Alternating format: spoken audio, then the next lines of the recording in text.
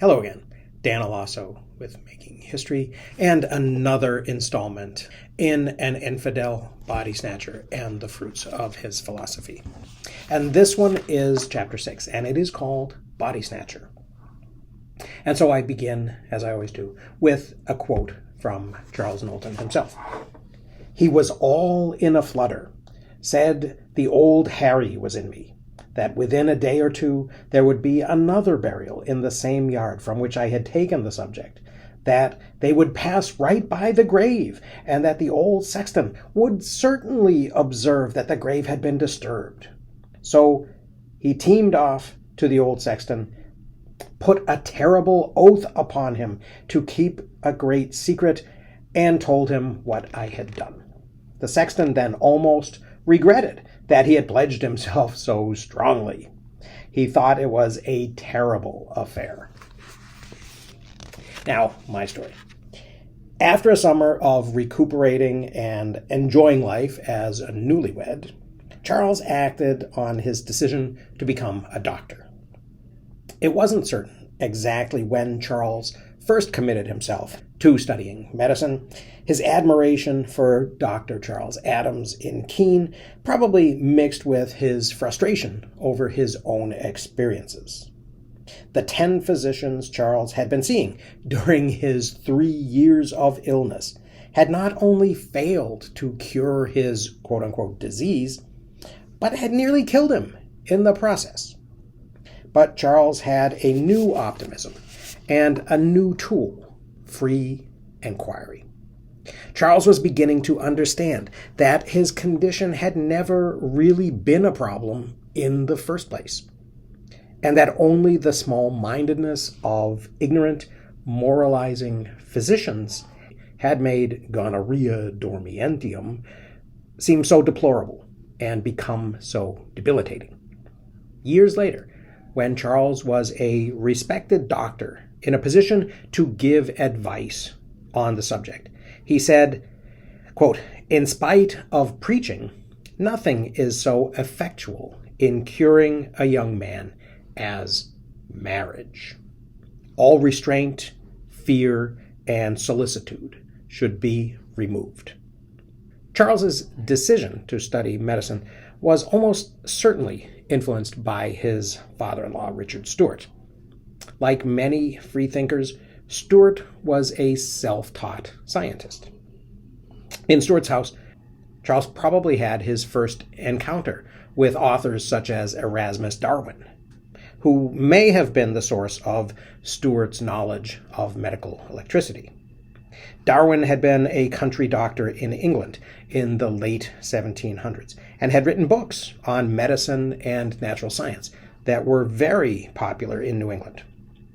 Darwin's most important book was called Zoonomia, or The Laws of Organic Life.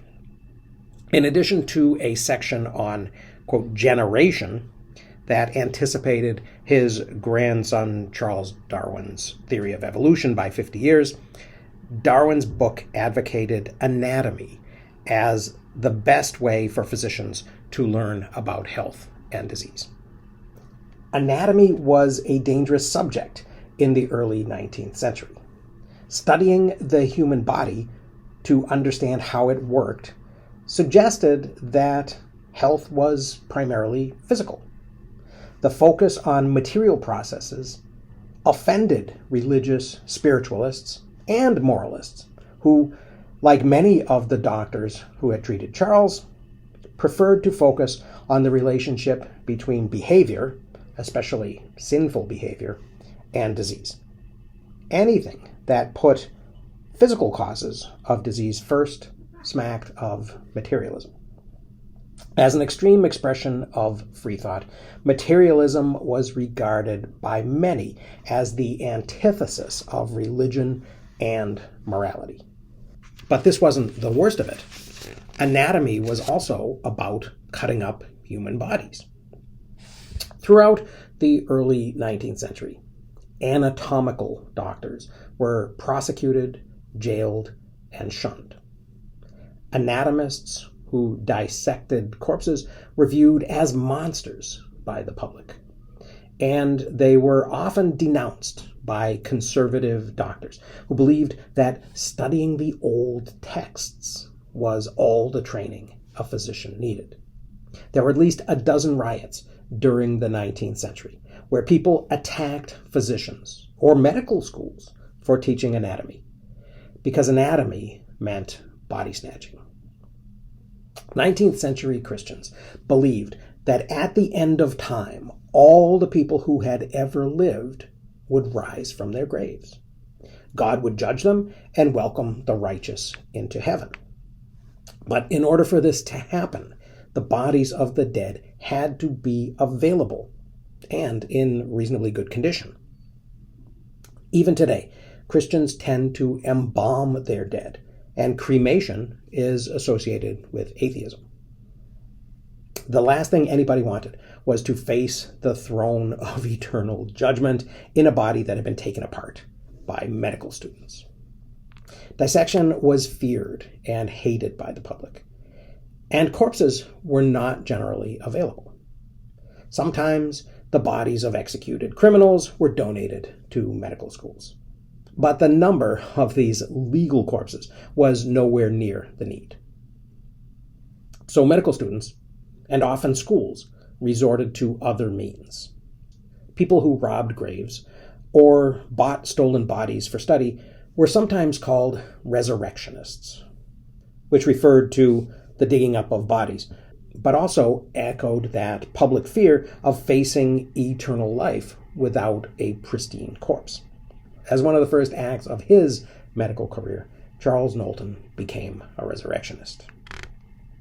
In October 1821, Charles left his bride, Tabitha, at his parents' home in Templeton and went to live about 4 miles away with Dr. Charles Wilder. Wilder was Templeton's town physician from 1819 to 1828, and may have been one of the men who had treated Charles during his illness. Charles agreed to pay Wilder 50 cents per week for his medical training and to do chores and farm work in exchange for his room and board. On Saturday evenings after his chores were done, Charles walked home to spend the weekend with his wife. Charles's arrangement with Dr. Wilder was not an unusual one. Throughout the early 19th century, apprenticeships of this type were common among doctors and lawyers. Abraham Lincoln became a lawyer in this way in the 1830s, and like Lincoln, Knowlton probably learned as much from reading the books in Wilder's medical library as from watching his preceptor at work. But Charles was not satisfied with what he read about the human body in Wilder's books. He wanted to see for himself. By January, Charles had learned all he could from watching Dr. Wilder work and studying his books. I soon had such a desire to see the various organs which I had read so much about, he said, that I ventured out all alone, without saying a word to anyone, and took up a subject.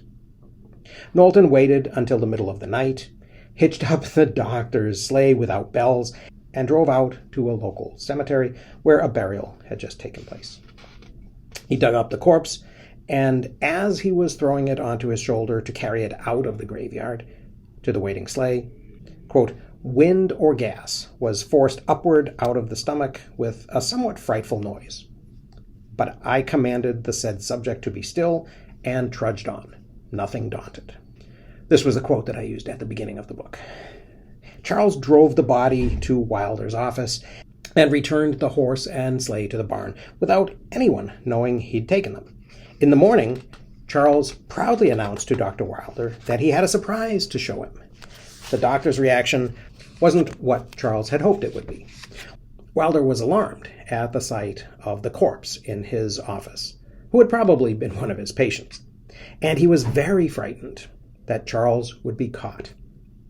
Even if they weren't prosecuted, harboring a body snatcher would probably not improve Wilder's standing in Templeton.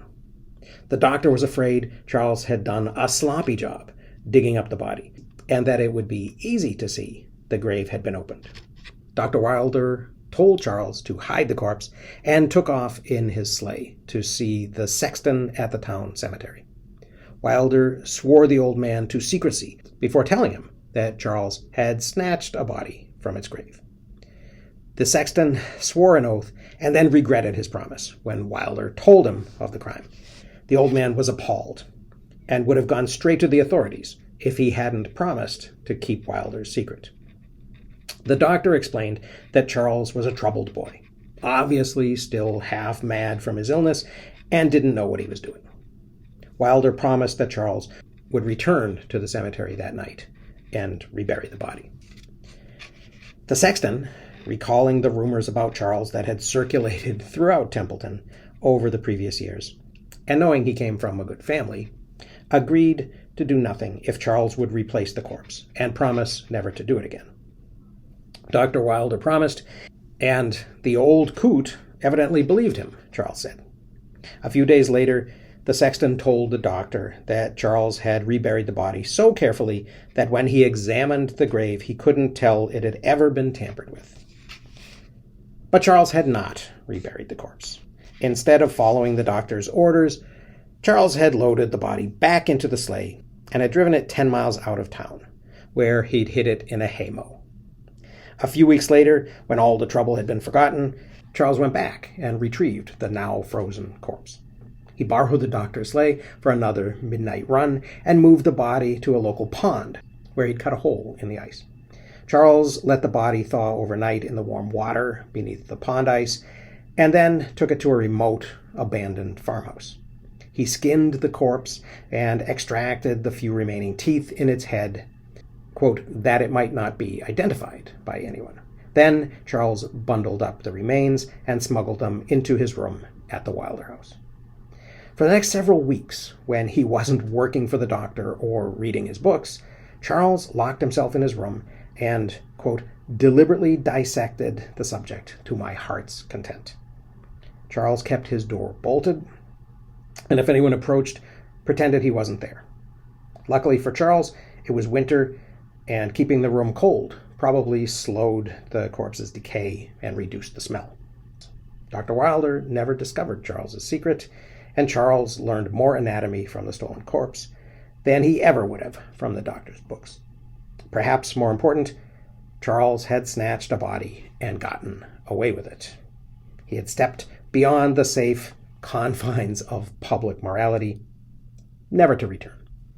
So that's the end of Chapter 6. Knowlton's first, but not last, experience stealing bodies. I hope you found that a little bit interesting. Thanks very much for listening. I will see you again.